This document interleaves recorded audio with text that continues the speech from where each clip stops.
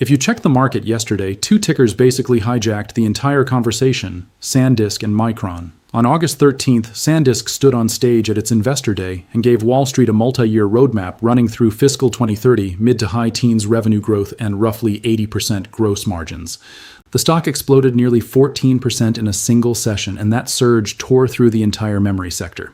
Micron climbed over 4% and is sitting right at the doorstep of the $1,000 mark. Today, we're pulling this apart. Why did one company's Investor Day move an entire sector? And why were Morgan Stanley and UBS loading up on Micron before it happened? I'm John A.G. This is Future AI Stocks. I am not a financial advisor. This video is for educational and entertainment purposes only. Always do your own research before making any investment decisions. Your time is valuable, and I respect your time. So let's get started. Let's start with what actually happened, because none of the reaction makes sense until you hear what was actually said.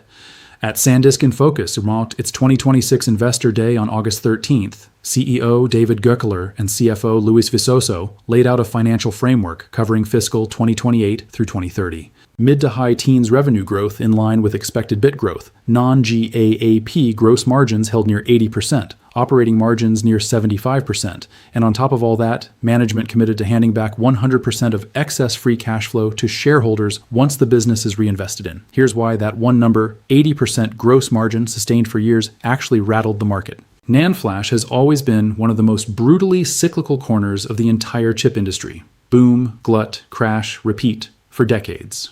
So when a company stands up and says we can hold 80% margins through the end of the decade, what they're really saying is the old cycle is dead.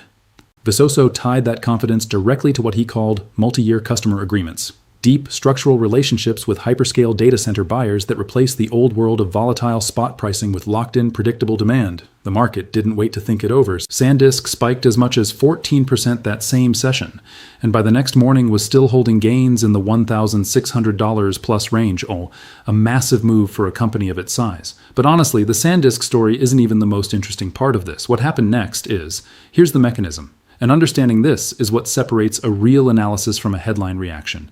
SanDisk lives in flash storage, the memory that holds massive AI training datasets and model weights before they ever touch a GPU.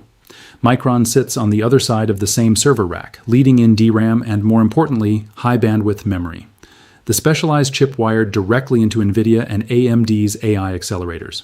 Every AI server built today needs both pieces. So when one half of that pair proves its demand is durable enough to earn an 80% margin, structural re-rating, traders don't wait around, they immediately reprice the other half too.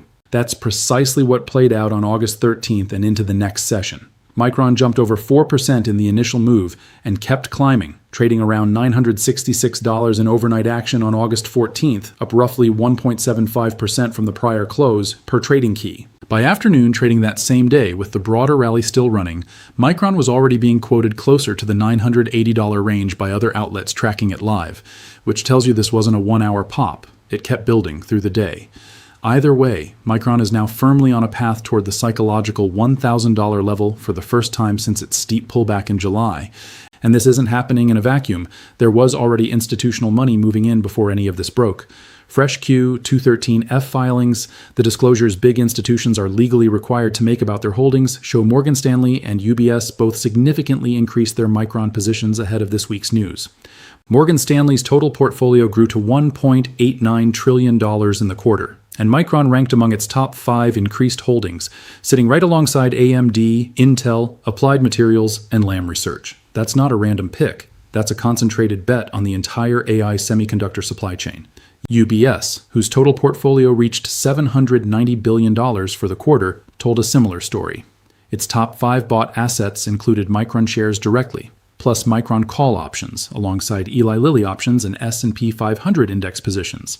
Put simply, 2 of the biggest institutional players on Wall Street were already positioning into Micron before this week's catalyst even hit. Now the catalyst has arrived on top of that positioning. Now let's back all of this up with fundamentals, because a rally without earnings underneath it is just noise, and this one isn't that. In its most recent quarter, Micron posted $41.46 billion in revenue, beating consensus by 17.6%, with non-GAAP earnings per share of $25.11. CEO Sanjay Mehrotra didn't mince words on the call, pointing directly to what he called the strategic value of memory in the AI era, and highlighting multi-year strategic customer agreements now backing HBM4 volume shipments well into the future. Those agreements already cover roughly 20% of Micron's total DRAM volume and about a third of its NAND volume, meaning a real chunk of future revenue is locked in, not floating on spot market pricing. Gross margin currently sits around 72.6%, and on recent earnings calls, Mehrotra has said he expects elevated memory demand to persist well beyond 2027, pointing to structural supply constraints across the whole industry, not just Micron's slice of it. So where does the price target actually come from? Per Trading Key's review of analyst coverage, 30 analysts have rated Micron over the past 3 months. The consensus rating, strong buy. The average price target sits at $1,569.07, significant upside from where the stock trades today. The high end of the street sits at $2,200. Even the most conservative analyst on the list has a $1,100 target, which itself is still above where the stock is right now. That's the fundamental case. Now let's look at what the chart itself is telling traders. For anyone who trades price action and not just headlines, here's the actual structure on Micron's chart, based on Trading Key's technical review published August 14th. Micron has broken above its previous downward trend line and reclaimed its 5-day, 10-day, 20-day, 40-day, and 80-day moving averages, a genuinely meaningful shift in short-term structure. The short-term averages are accelerating upward, and the longer-term ones have flipped from resistance into support sitting right underneath the price. The level everyone's watching is the 0.786 Fibonacci retracement at $953.30. That's now acting as primary support and the retest confirmation zone after the trendline break. As long as Micron holds above $953.30, this bullish structure stays intact, with room to run toward the previous high near $1,011.68 and beyond that toward the 1.272 Fibonacci extension at $1,085.38. On the flip side, if Micron slips back below $953.30 and can't reclaim it quickly, the whole breakout thesis comes into question, and a deeper pullback toward $907.09 becomes the more likely path. Bottom line, from a technical standpoint, this stock is genuinely in transition right now. A confirmed close above $1,011.68 is what would actually flip this from relief bounce to real trend change, not just a headline-driven pop. Before we wrap, let's be honest about the risks, because that's what actually helps you think clearly, not just get excited. Risk 1. Memory is still the most cyclical corner of tech, historically speaking. SanDisk and its peers are essentially telling the market this time is different. That claim hasn't been tested through an actual down cycle yet. If AI infrastructure spending cools, even temporarily, memory pricing can move fast, and it can move in either direction. Risk 2. This stock has already run a long way in 2026. Micron is up well over 200% year to date. After a move that size, the company needs to keep delivering strong results just to justify where it's already trading, let alone reach the higher end of Wall Street's targets. Risk 3, $953.30 is the line that matters most right now.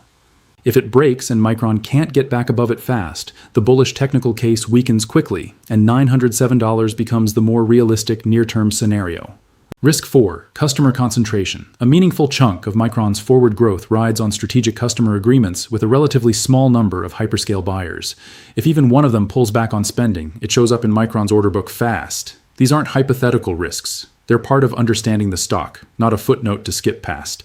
Here's the frame to actually walk away with.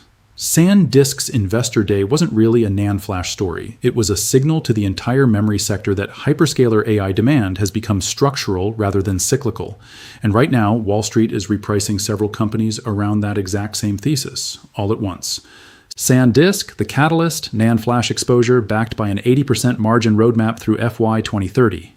Micron, the direct beneficiary, DRAM and HBM leader, now testing the $1,000 level with fresh institutional buying from Morgan Stanley and UBS behind it, SK, Hynix, and Western Digital, moving in sympathy, confirming this is a sector-wide re-rating, not a one-stock story. None of this is a recommendation. It's a story worth understanding as you build out your own research. That's the full breakdown of why Micron is pushing toward $1,000. Real earnings, real 13F filings, real technical levels, no hype attached. If this helped you connect the dots between SanDisk's Investor Day and Micron's rally, hit that like button. It helps future AI stocks reach more investors who actually want research, not noise. Drop a comment and tell me, does Micron break $1,000 this week, or does it retest support first? I read everyone. And if you're not subscribed yet, now's the time. I'm John A.G. I'll see you in the next one.